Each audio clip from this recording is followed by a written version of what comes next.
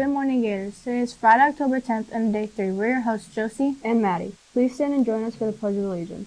I pledge allegiance to the flag of the United States of America and to the republic for which it stands, one nation, under God, indivisible, with liberty and justice for all. Thank you. 2026 yearbooks are currently $80 and will be full price $90 on January 1st. Yearbooks can be purchased by cash or check, handed to Miss Mealy in B206. Checks should be made out to the GHS yearbook. What's up, Seniors, Gators? reminder to take your pictures with Cass and Foster before October 31st if you want to be included in this year's yearbook. Now to Lucas for a quick sports interview. What's up, Gators? I'm Cole. I'm Sargon. I'm Lucas. We're here with a great sports interview from the football coach, Coach Paquin. All right, who am I here with? Coach Paquin. After starting the season 0-2, what did you guys do to bounce back to get the 2-2? I think football is, just like life. Anytime you're down, the only way to get better is to work harder at everything you do. You learn from your mistakes. You improve on the things that you need to improve on, and you just trust the process, really. I think that's the biggest thing is, you never give up on your goals. You keep working at what you strive to do.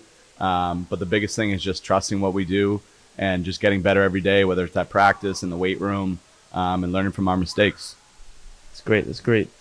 How do you think Coach Page is doing as a new head coach after Coach McMahon stepped down? I mean, obviously replacing a guy like Coach McMahon is, impossible to do. But Coach Page is doing awesome. He's done a great job of stepping in, being the leader of this team. Learning from when he was a coach here, when he played under Coach McMahon, and from his 2 other stops at Hudson and Quabbin.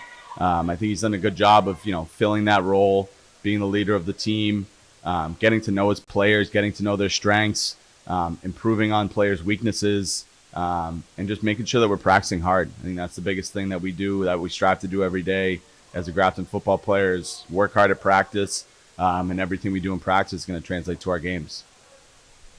Mm-hmm. How do you keep the team motivated after a tough loss? After a loss, it's easy for motivation.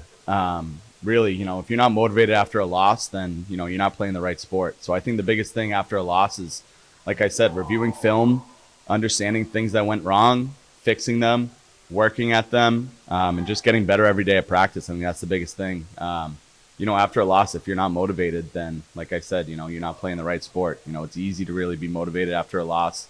I think it's more tough to be motivated after a win because, you have a lot of things to work on. You have a lot of things to improve on. So that's where the motivation should come from. Mm-hmm. I think everyone can agree with that. What lessons from football do you apply to life off the field? We say it all day. It's hard work. Hard work's going to pay off. So if you're working hard at everything you strive to be, you're not achieving your goals, you're working towards them. That's what we want. Football's hard. Life is hard. You're going to learn so many valuable lessons from football that you're going to translate not only on the field but outside of the field. And that's what we tell our players every day is, just like in life, football's hard.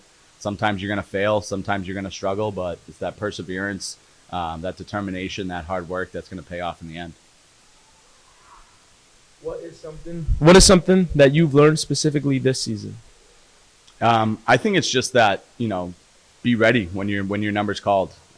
Football, people get hurt, things happen, we make adjustments. And, if you're not starting 1 week, be ready. I think at any point in the season, anybody can play on the field.